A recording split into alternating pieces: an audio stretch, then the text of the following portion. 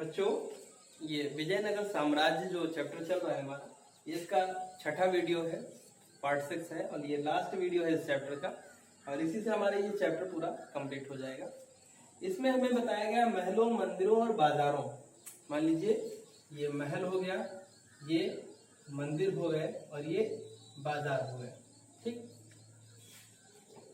तो इन सब का अंकन, यानी मान लीजिए ऐसे ऐसे ऐसे साम्राज्य में किस प्रकार था, ये समझने के लिए हम लोग पढ़ेंगे। संभवतः इससे प्रश्न जो आएंगे वो बहुत छोटे से होंगे। जैसे ये पूछा जा सकता है कि जो हम्पी है उसे राष्ट्रीय महत्व का स्थल कब घोषित किया गया? तो हो जाएगा 1976 ईस्वी में, ठीक। इसको हम लोग आगे देख रहे हैं, तो शुरू करते हैं हम लोग। हमारा टॉपिक है महलों, मंदिरों तथा बाजारों का अंकन। इस पूरे विजयनगर साम्राज्य में, या जो विजयनगर शहर है, मूल शहर है, उसमें महलों का, मंदिरों का और बाजारों का अंकन किस प्रकार था, यानी कहाँ कहाँ पर मिलता है। तो शुरू करने से पहले हम लोग थोड़ा सा देखेंगे कि 20वीं सदी में इस स्थान, ये जो स्थान था विजयनगर साम्राज्य, भाई इसका ऐतिहासिक महत्व हम लोग देख ही चुके हैं। धर्म से भी काफी जुड़ा हुआ है, धार्मिक क्षेत्र के रूप में, धार्मिक स्थल के रूप में भी है, और साथ ही साथ विभिन्न राजाओं के शासन का क्षेत्र रहा है।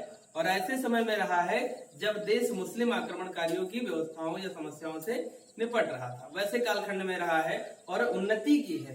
तो ऐसे में इसको महत्व प्रदान करना स्वाभाविक हो जाता है, और इसके बारे में जानकारी लेना तथा इसको संरक्षण प्रदान करना, जो अवशेष बचे हुए हैं उनका अब सरकार का कर्तव्य हो जाता है, ठीक।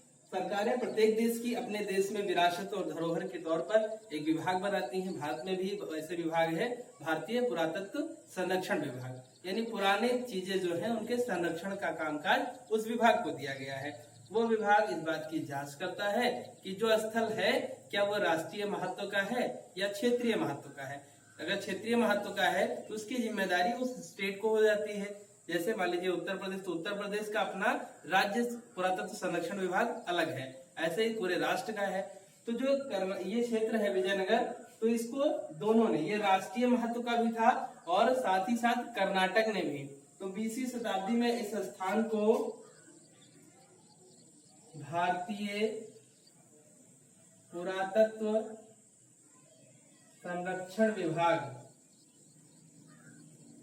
ने अपनी देख रेख में ले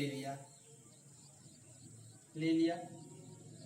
साथ ही कर्नाटक पुरातत्व सर्वेक्षण विभाग, कर्नाटक पुरातत्व संरक्षण विभाग ने भी इसको अपनी देखरेख में लिया, यानी दोहरी संरक्षण की व्यवस्था इसको प्राप्त हुई 20वीं शताब्दी में।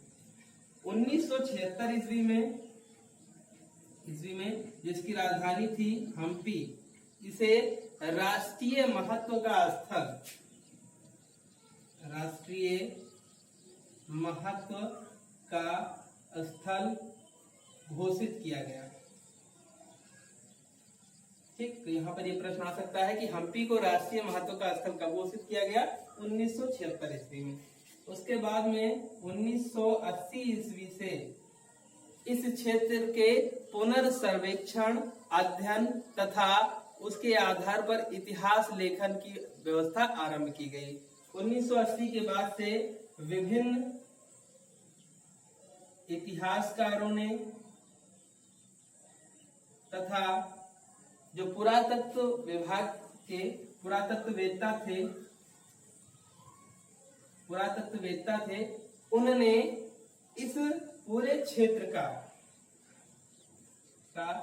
विशद यानी बड़ा वृहद अध्ययन आरंभ किया कि इस क्षेत्र में जो व्यवस्थाएं थी वो कैसी थी, क्या जो बातें उनके बारे में अंग्रेजों के द्वारा, कॉर्नल मैकेंजी हो गए या अब्दुल रज्जाक हो गए, इनके द्वारा जो बताई गई हैं, क्या वो सटीक हैं अथवा उनमें कुछ घालमेल किया गया है, या फिर जो चीजें हमें जानकारी है क्या उससे भी अधिक कुछ है वहां पर। तो इन सब चीजों की जिज्ञासा के लिए यहाँ पर पुनः सर्वेक्षण या खुदाई का कार्य आरंभ किया गया और एक नए सिरे से नई जानकारी को वहां से प्राप्त करने का काम शुरू हुआ। उस क्रम में वहां पर अनेक तरह की इमारतें, विभिन्न तरह की संरचनाएं, तोरण द्वार, रथ मंदिर, ये सारी चीजों की व्यवस्थाओं को विस्तृत तौर पर समझा गया और उन्हें राष्ट्रीय महत्व का दर्जा प्रदान करते हुए संरक्षण विभाग को सौंपा गया, जिसे आज के समय में एक विजिटिंग प्लेस के तौर पर जाना जाता है। विभिन्न देशों के यात्री जो सैलानी है वो वहां पर आते हैं, यात्रा करते हैं और उसके बदले में धन में देते हैं। धन से क्या होता है, आर्थिक लाभ हुआ, राज्य सरकार और केंद्र सरकार को उसमें उन दोनों का हिस्सा बटा हुआ होता है। तो ये है कि हमारे जो पुरातात्विक संस्थान है वो सब क्या होते हैं, हमारी धरोहर होते हैं और इस धरोहर का जब हम समय समय पर प्रदर्शन करते हैं तो लोग इसके बारे में जानने के लिए जिज्ञासु होते हैं। ठीक, उस जिज्ञासा के स्वरूप वो देश से दूसरे देश तक या उसी देश में यात्राएं करते हैं और इन यात्राओं के बाद जो विजिटर्स आते हैं उनसे उस क्षेत्र का विकास होता है, आर्थिक लाभ होता है, होटल्स आदि का डेवलपमेंट होता है, रेस्टोरेंट का डेवलपमेंट होता है, वहाँ ट्रांसपोर्ट सिस्टम का डेवलपमेंट होता है, क्योंकि वे नीड हो जाती है। आवश्यकताएं आविष्कार की जननी है। जब रहने वाले लोग अधिक आने लगेंगे तो होटल्स बनते जाएंगे और होटल्स बनेंगे तो क्या एक्सपेंस लोगों का बढ़ेगा और उस क्षेत्र में आर्थिक ध्रुवीकरण होगा, यानी विभिन्न क्षेत्रों से पैसा उस क्षेत्र की तरफ आकर्षित होगा, बढ़ेगा। ठीक, इन्वेस्टमेंट होगा और इन्वेस्टमेंट से प्रॉफिट होगा। ये हो गया। अब इतिहासकारों ने जब इसका विस्तृत अध्ययन आरंभ किया तो इसको कितने चरणों में बांटा। सबसे महत्वपूर्ण इसका मैप वो है, उसको जरा सा देख लेते हैं। तो इसको 25 पार्टों में डिवाइड किया।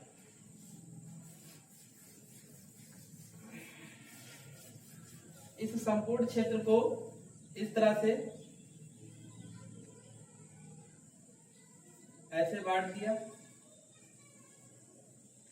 ठीक, और इस तरह से इसको डिवाइड कर दिया।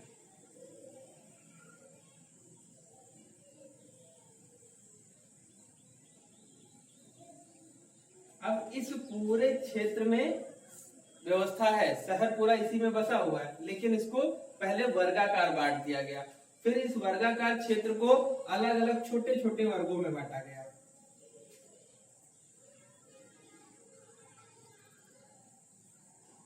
ये अलग अलग छोटे छोटे वर्गों में, इन वर्गों को भी छोटी छोटी इकाइयों में बांटा गया, लेकिन जैसे बांटा गया उसको देखते हैं। ए बी सी, ऐसे हम देखेंगे, A B C D E F G H J. अब यहाँ पर आप लोग सोच रहे हैं आई छूट गया, आई इसको छोड़ना है, आई नहीं है। K L M N O P Q R S T U V W X Y Z. ठीक, अब अगर आपको सर्वेक्षण करना है, खुदाई करनी है, तो आपने इसका एरिया बांट दिया। मान लीजिए सब 100 वर्ग मीटर का है, सारे जो खाने हैं वो 100 वर्ग मीटर के हैं। आपको खुदाई करना है, आपने कहा डी की खुदाई। डी की खुदाई यानी आपका ये प्लेस है, तो उसका आप अगर नाम नहीं जानते हैं तो आप कैसे उसका, तो डी की खुदाई से ये चीजें प्राप्त हुई। ठीक, तो इसी मैप को हम थोड़ा सा विस्तृत देख रहे हैं। अब यहाँ पर हम लोग जो देखने के लिए जो हमने इसको बनाया है वो मेरा उद्देश्य जो हमारा है वो आगे बढ़ाते हैं।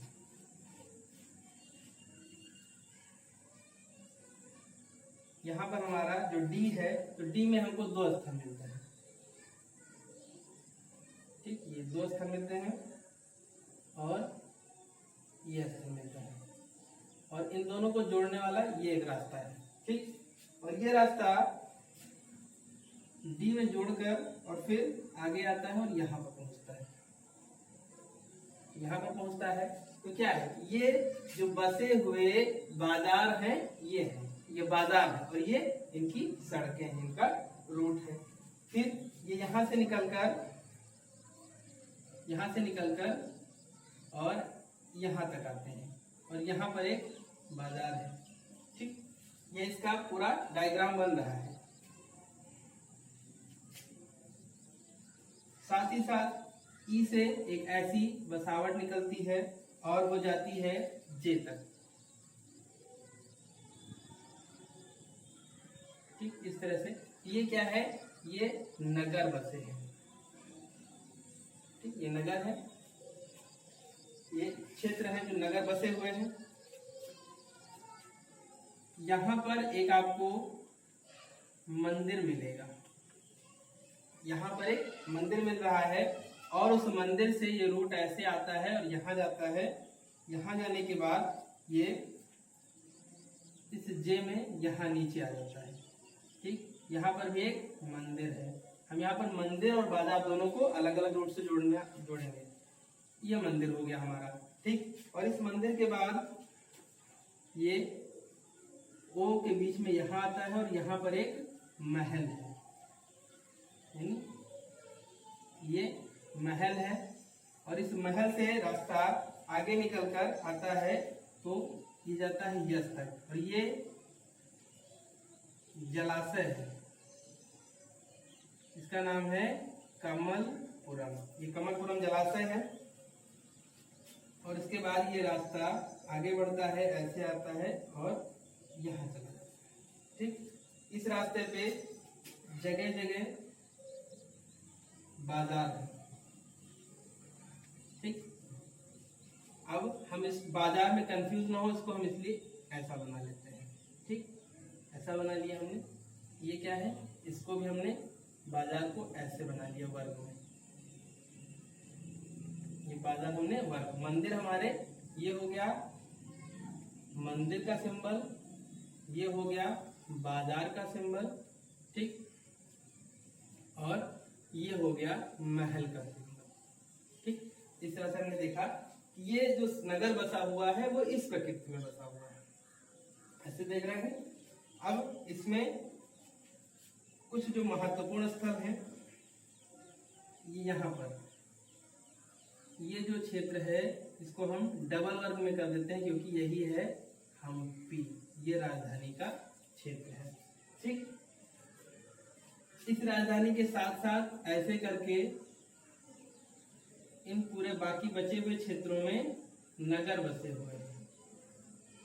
ठीक,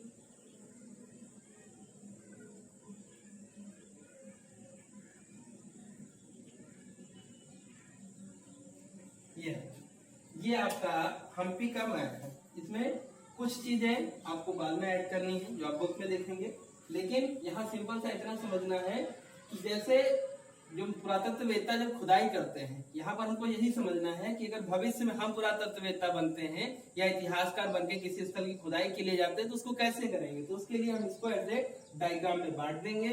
डायग्राम में बांटने के बाद हमें ये आसानी मिल जाएगी कि हमें ये में खुदाई करवानी है, बी में, सी में, डी में कहाँ करवानी है, क्योंकि हम स्थलों को भूल जाएंगे नाम से। हमने यहाँ खुदाई करवाई, फिर हम भूल गए कौन सा स्थल करवा रहे हैं। जब हमने व्याख्या लिखनी शुरू की तो क्या नाम डाल देते, ए डाला, बी डाला, सी डाला। ठीक, ऐसे वहां पर खुदाई आरंभ की गई। और ये हमने एक संक्षिप्त रूप में थोड़ा सा देखा है कि ये जो बाजार है, बाजार एक लाइन से है इस पे।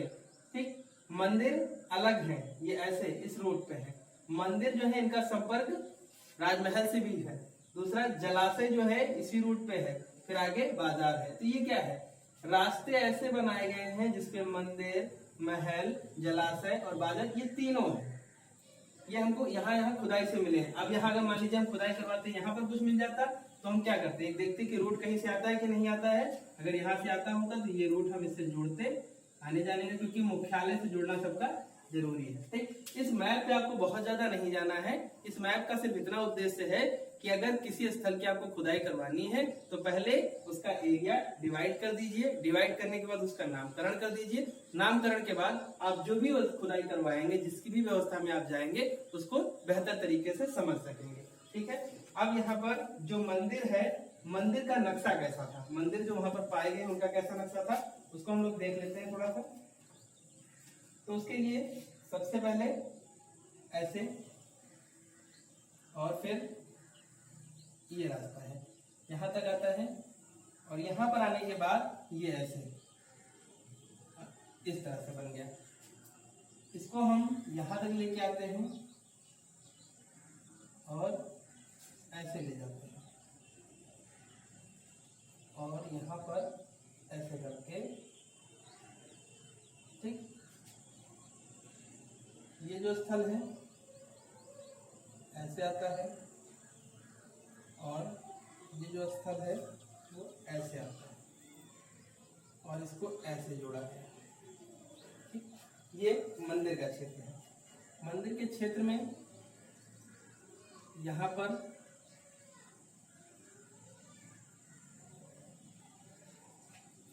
ये आपका मुख्य मार्ग है, इसका जो प्रवेश मार्ग है ये है। इसके बाद इसके अंदर भी डायरेक्ट एंट्री नहीं है,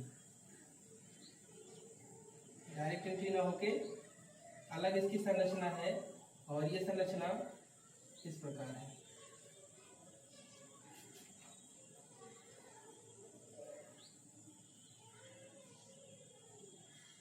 इस प्रकार इसकी संरचना है, यहाँ जाती है और ये आपका प्रवेश द्वार हो जाता है यहाँ के लिए। यहाँ पर भी आपका प्रवेश द्वार है। इस तरह से 3 तरफ के प्रवेश द्वार हैं आपके। फिर अंदर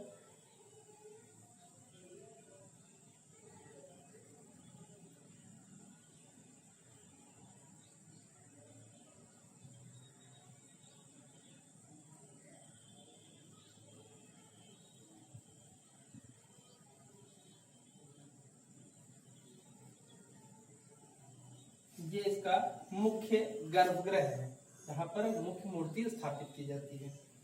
इसके पास में ही पुजारी के आवास होते हैं। यहाँ पर ये पुजारी इसी से जुड़े हुए स्थलों पे रहा करते थे। इसके निकलने का ये मार्ग था, श्रद्धालु यहाँ से आए तो यहाँ से निकल जाएं और चाहे तो यहाँ से आए तो यहाँ से निकल जाए, क्योंकि जो शिव की आराधना होती है उसमें बताया जाता है कि उनकी अर्ध परिक्रमा की जाती है। तो जहां जहां पर भी शिव का उदाहरण मिलेगा या विरूपाक्ष का उदाहरण मिलेगा, वहां पर आपको मंदिर ऐसे मिलेंगे जिसमें आप परिक्रमा आधी करके ही बाहर निकल जाएं, पूरी परिक्रमा करके उसी मार्ग से निकलने का इंतजाम नहीं रहता है। यही यहाँ पर भी है कि आप प्रवेश करें तो यहाँ से या तो इधर निकल जाएं या यहाँ से प्रवेश करके इधर निकल जाएं।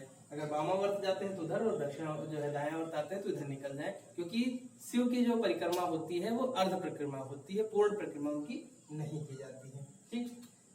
यहीं पर साथ में इसके परिचारक या व्यवस्थापक जो होते थे उनका आवास होता था, इसकी देखरेख करने वाले। और ये जो बाहर होता था ये अतिथियों के लिए होता था, अतिथियों के लिए, ठीक। तो इस प्रकार हम मंदिर का व्यवस्था मंदिर की देखते तो अतिथि के लिए, परिचायक या कर्मचारी जो होते थे उनके लिए। उसके बाद मंदिर के अंदर का जो क्षेत्र है वहां पर पुजारी का निवास होता था, ये गर्भगृह होता था और ये परिक्रमण होता था जिससे लोग आके और बाहर निकल जाते थे।